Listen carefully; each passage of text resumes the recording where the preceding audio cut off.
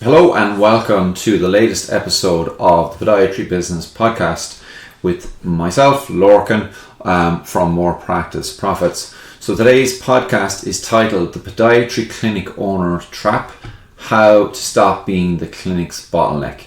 So I spoke to a clinic owner just this week, and they described a clinic and a lifestyle that was very common that I hear about all the time.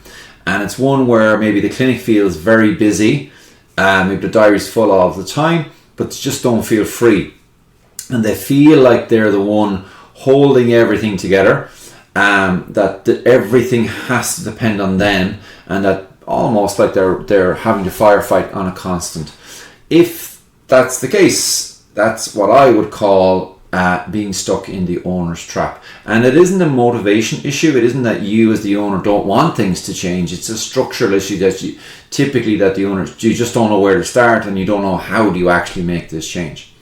So the owner trap, what does it look like on a day-to-day basis? Well, essentially it's a few things that we see, one common traits, and one would be that we see that the staff need you as the owner, and they need your constant attention for decisions. It's easier just to ask you to make the decision rather than them making them themselves. That you're the default problem solver, the default person to go to firefight constantly. That maybe you're still doing a very large chunk of the clinical work and managing the business. Now, there's nothing wrong with treating patients as the owner of the business if that's what you want to do. 100%. I totally understand that for a significant number of podiatrists, they love treating patients and they want to. That's cool. But if you're doing that and you're running the business and it's all becoming on top of you, then what happens is you start to become overwhelmed and the business will suffer. The business is successful, look on the surface is successful, but it really depends on you staying in the middle of everything. So essentially, if you're not there for a sustained period, the business is not going to be that successful. So the key thing here is that the business needs you in every loop, and it just can't scale because it depends on you, and you can only do so much. And it definitely will not give you the freedom that you're looking for when you built that business day one, if you're in that position. So why do clinic owners get into this position? And I've been in this position, and it's not that they're bad people or the bad clinicians. It's that they care about their patients, they care about the outcome, they care about the standard, they care about the reputation of their business, and they want to make sure that they're on top of all of these things, and they almost overdo keeping on top of these things. That if they're not involved in every single little thing, something could go wrong. Because as clinicians, as medical clinicians, we have to be perfectionists when it comes to our clinical work. So we are almost perfectionists when it comes to running the business and all of the decisions that are happening in it. But as a result, because it's all running through us and we become overwhelmed, we drop away from our goal, which is to have a really good standard of care. Often the clinic owner will say, well, it's just faster if I just do it myself rather than training someone else to do it. So they'll keep a lot of those tasks and roles, clinical, not clinical, for themselves rather than passing them out. What will happen sometimes is that the clinic owner has built the business from scratch and it runs off the judgment of the clinic owner, and there's not really clear rules, so others aren't really sure what are the rules because it's all based off the judgment of the clinic owner. And sometimes that judgment can change, and they don't even stick to their own rules that they might have suggested. And essentially what happens is you as the owner become the clinic's insurance policy. It's just simpler, easier to just run through you. So there's two bottlenecks that we typically see in podiatry clinics. So the first one is decisions. So essentially everything routes through you as the owner. And how you know this is happening is you're answering quick question. This is the joke in my clinic is, can I ask you a quick question? All day. And what you need to do is you need to get your staff to stop asking you quick questions. It's not that you're not open, it's that you want to encourage them to make those decisions themselves based off the guidance that you've given them before. And the cost of having them constantly asking you for quick questions is that your attention gets fragmented, it gets dragged, and your team never gets to build the confidence in themselves that they could. So the fix would be, you want to have some decision rules and you want to have some decision roles. Who gets to decide this? So an example would be, sit down and write out the top 10 decisions that you get pulled into on an ongoing basis. Maybe it's, what do I do about this refund? What do I do about this complaint? What do I do about this pricing exception? What do I do if we need to, can I reshuffle diary? Can I squeeze someone in at lunch? Can I squeeze someone in a coffee break? That kind of stuff. So what are the things that you're typically getting asked that really, you don't need to be asked constantly? Then you want to create a simple rule for them. If this happens, then do this. If this happens, do this. I'll give you a very simple example. In my clinic, we close our clinic for 2 hours once a week for CPD for the clinical team. And what was happening is, I noticed is that some of the clinical team were squeezing in patients. They were doing it themselves. It wasn't the admin team. So I sent out an email to the entire team in the past week, reminding them that they're not in charge of diary management, that is the role of the admin team, and they're not to do so. And don't have to do that again. That job is now done as a rule, and that's it. So you want to create your rules, and you want to give examples if needs be. Now, it's great if you can write all these rules down, fantastic, but it's not the end of the world if you don't get to that stage, as long as you make your team aware of it in a meeting, etc., etc. Then what you want to basically do is you want to assign what we call a decision owner. So somebody has to be the first person they go to with relation to this issue. Exactly. Might be practice manager, might be lead receptionist, might be top clinician, etc., etc. So an example of that would be, in our clinic, when we take on staff, the staff will have a mentor. So new grads will have a mentor, and the mentor is not often is not me. So if the new grad has a clinical question relating to a patient, they know to go to the mentor for guidance, and the mentor will tell them, well, this is how we do it in this clinic. I don't need to get involved unless it's a really complex case that they feel they need my input as the oldest and most experienced in the clinic. So its decision owner is being passed to someone else. So you got the rule and the decision owner who knows how to handle it. And then what you want to do is you want to basically, on a consistent basis, you want to kind of review these. So review and then look at, there are exceptions. There has to be exceptions to every rule, especially in your clinic, but really you don't want to be dragged in 20 times a week, 20 times a day. You want to probably just do this once a week. And we do this in my clinic. We do mentorship sessions, and we do that in those that we get to talk about, okay, well, actually, I'm not too sure what to do here. It's outside the norm, etc.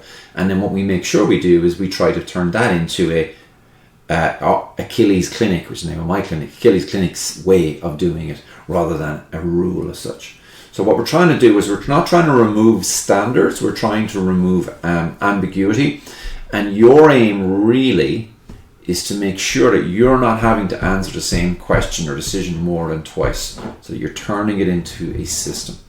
Now, a top tip I give you is, what will happen is, with some clinics, the staff will still try to come back and ask you for that answer, rather than taking the decision themselves, even though they know the rule and they know that they can do so.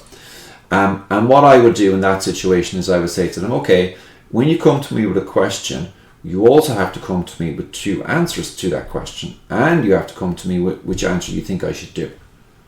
And what happens is, they very quickly realize, well, I have a problem, I have to come up with 2 answers, and I have to recommend it.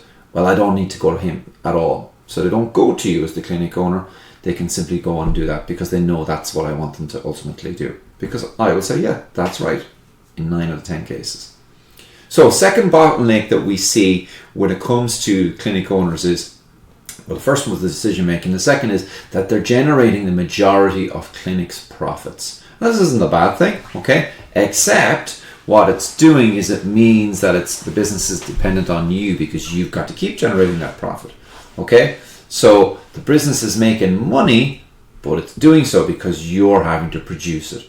And the cost for you is that the revenue will be capped by the amount of hours that you're able to do. And you can only do so much, okay? You're going to find that your energy and your availability is going to be dropped, because you're having to do so much clinical work to keep everything running. So what you want to do before you start on solution for this is you want to figure out what is what we call an owner consulting wage. Now what that basically means is how much would it cost you per hour to pay someone else, another podiatrist, to come in and do the work that you do. They don't have to be as old as you or experienced as you, etc. How much can I pay somebody, probably significantly more junior, to come in and do the hours that I do as a podiatrist if I train them up properly?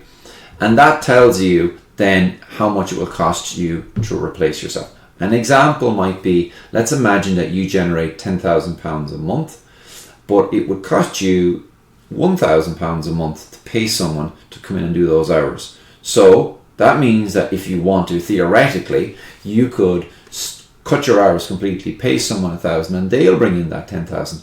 So you're now bringing in, so there's a £9,000 difference, but you're not having to do all of that work. So that means that you've now eliminated you as the bottleneck, because you can replace that, and you can do that with multiple staff. That's just an example of what I mean. So find out what I mean, what we talk about when we talk about owner consulting wage. What is your owner consulting wage? What would it cost you to pay someone else to do the hours that you're doing? And it's usually a lot less than you think. So what you want to do to solve this is you want to identify where is the profit actually coming from inside in your business. Is it this type of appointment? Is it this type of appointment? Is it orthotics? Is it nail surgery, etc., etc.? And then you want to figure out which ones absolutely can only be done by you or must you deliver, okay?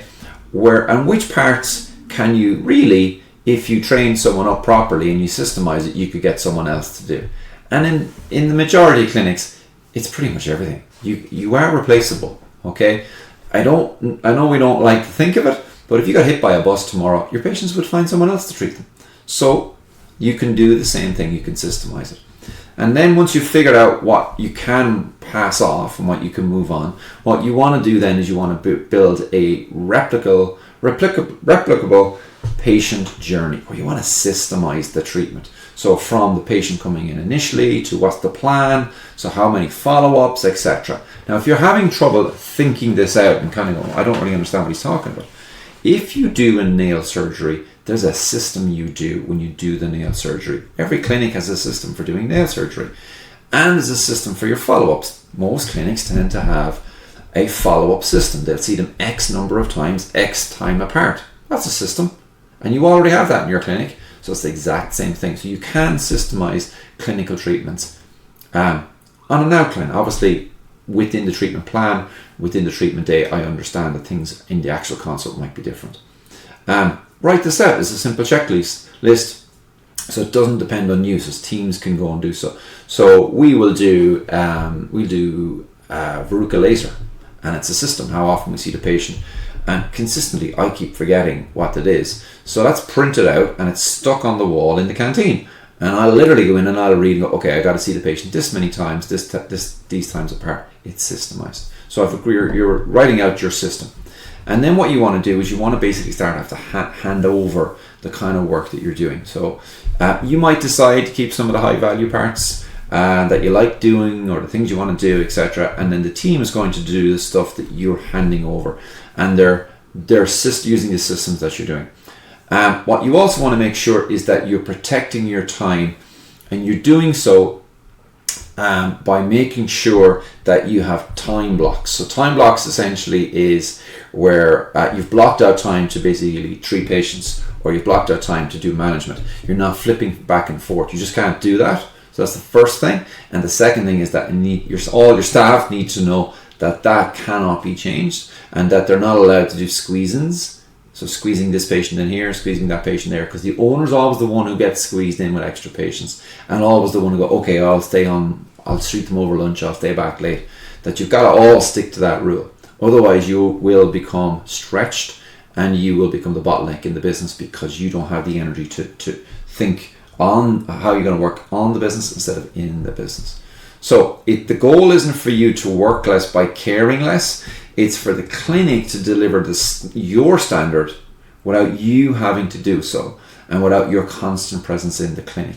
And by doing so, what will happen, by removing yourself as the bottleneck from the business, what you will do is you'll be able to treat more patients with the quality of care that you would have done if you had seen them all, giving a better service to your community, and also as a result of that giving you a better financial reward for the effort that you're putting in. So if you're a clinic owner, if you're listening to this and you're busy but you feel stuck, it's usually not that you don't have enough patients, it's that your structure is a problem, the way you've built the business and the model that you have. And if you want help figuring out how to change this from one where everything has to run through you and essentially you're the bottleneck in the business growing, and you want to change it to one where the business can still deliver quality care without your constant presence, then that's what we do here in More Practice Profits in our coaching program. If you're interested, all you got to do is go to morepracticeprofits.com and book a 5-10 minute triage call. It's just a phone call. One of my team will give you a quick call. They just have a quick chat to see if we think we can help, and if we can, we'll just say, look, these are our next steps. It's not a sales call, and we just simply take it from there. So until next time, have a look at your clinic, see, are you the bottleneck, and start thinking, well, what can I do to change that and make my business better?